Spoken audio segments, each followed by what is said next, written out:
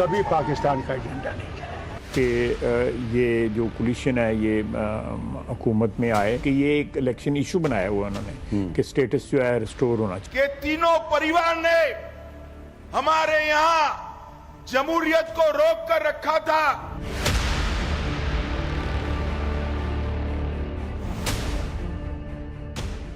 तीन परिवार, 370 और पाकिस्तानी एजेंडा, बस इन्हीं के इर्द गिर्द घूम रहा जम्मू कश्मीर का चुनाव। क्या तीन परिवारों की सत्ता की चाहत ने जम्मू कश्मीर को दहशतगर्दी में धकेल दिया?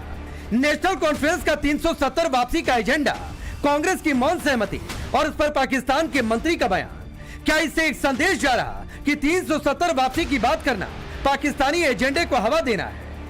पहले प्रधानमंत्री मोदी और आज अमित शाह ने फिर से तीन परिवारों की सियासत पर जम्मू कश्मीर से करारा प्रहार किया। चुनाव है, ये चुनाव जम्मू कश्मीर में ये तीन परिवारों का शासन समाप्त करने वाला चुनाव होने वाला है। अब्दुल्ला परिवार, मुफ्ती परिवार और नेहरू गांधी परिवार। वो इसलिए जरूरी है कि तीनों परिवार ने हमारे यहां जमहूरियत को रोक कर रखा था। मैं आज आपको बताना चाहता हूं, अगर 2014 में नरेंद्र मोदी जी की सरकार न आती, तुम मुझे बताओ पंचायत के चुनाव होते क्या? जरा जोर से बोलो, होते क्या? ब्लॉक के चुनाव होते क्या? जिले के चुनाव होते क्या? आज इस मंच पर ब्लॉक के और जिला पंचायत के चुने हुए सदस्य बैठे हैं, उनको कभी मौका नहीं मिलता। बीजेपी फ्रंट फुट पर है। 370 वापसी के बाद बदले जम्मू कश्मीर की तस्वीर को उसने अपनी ताकत बना लिया है। पाकिस्तान परस्त सियासत पर ताबड़तोड़ हमले बोल रही। धरती भले जम्मू कश्मीर की है, लेकिन बीजेपी संदेश पूरे देश को दे रही। संदेश ये कि सिर्फ बीजेपी ही जम्मू कश्मीर और देश की अखंडता सुनिश्चित कर सकती है। अमित शाह बोल रहे थे तो उनकी बातों में खत्म हुई पत्थरबाजी का आत्मविश्वास था, दम तोड़ते आतंक का एहसास था। 370 के बाद विकास के रास्ते पर दौड़ते जम्मू कश्मीर का संतोष था। लेकिन लगता है ये बातें बड़े अब्दुल्ला को चुभ गई। फारूक अब्दुल्ला कह रहे उन्होंने कभी पाकिस्तान का एजेंडा नहीं चलाया, अलबत्ता उन्होंने बीजेपी को ही पाकिस्तान का एजेंट बता दिया। कभी पाकिस्तान का एजेंडा नहीं है। अफसोस है इस बात का। पाकिस्तान का एजेंडा तो यही चला रहे हैं जो हम पे आरोप लगाते हैं। क्या करें, जो खुद पाकिस्तान के एजेंट हैं हमें एजेंट बोल रहे हैं। उनको छोड़ा नहीं जो पाकिस्तान करते थे, उन्हें छोड़ा जिनको वेबसाइट चाहिए, जो पाकिस्तान से पैसा लाते उनको नहीं छोड़ा, उनके साथ नहीं खड़े हैं। जम्मू कश्मीर चुनाव में पाकिस्तान के नाम पर तनाव यूं ही नहीं फैला। यूं ही नहीं पीएम मोदी और अमित शाह दोनों अब्दुल्ला गांधी मुफ्ती की तिकड़ी पर पाकिस्तान की छाया वाली सियासत का तोहमत लगा रहे।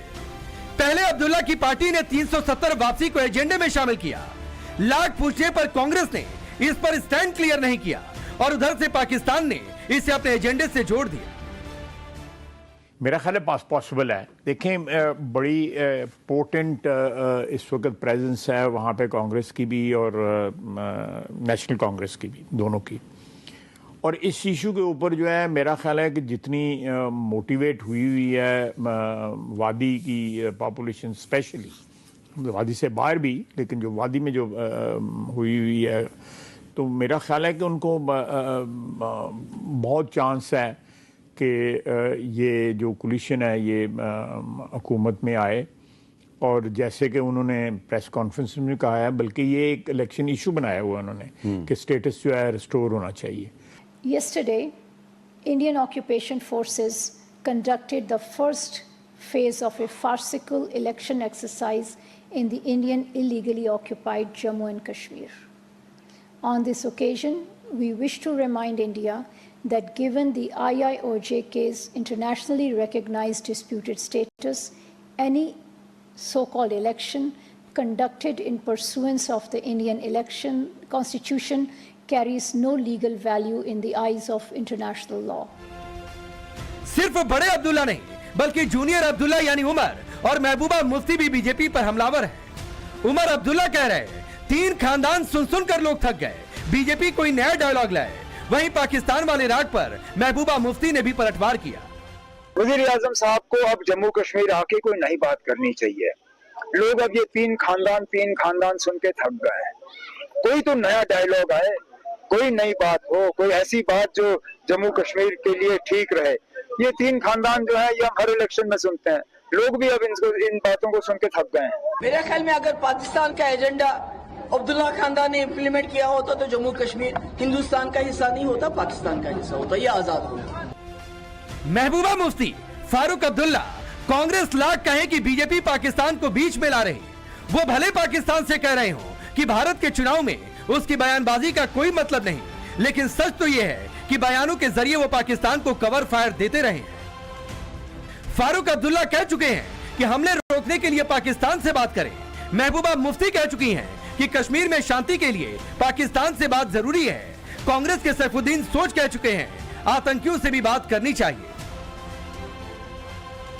तो फिर अब बचा क्या? अब्दुल्ला और मुफ्ती दोनों प्रतिबंधित जमाते इस्लामी के पक्ष में खुलकर खड़े हैं। छोटे अब्दुल्ला तो संसद पर हमले के दोष में अफजल की फांसी पर अफसोस तक जता चुके हैं। तो सवाल उठता है कि क्या वाकई 3 परिवारों की सियासी चाहत ने ही जम्मू कश्मीर में दहशतगर्दी बढ़ाई? क्या पत्थरबाजी बंद होने और युवाओं की नई सोच ने खानदानी सियासत पर ताला लगा दिया? और सबसे बड़ा सवाल कि इस बार के चुनाव में क्या भगवा सरकार की आहट ने इतनी बौखलाहट भर दी कि चुनाव में जीतने के लिए सब कुछ दांव पर लगाया जा रहा?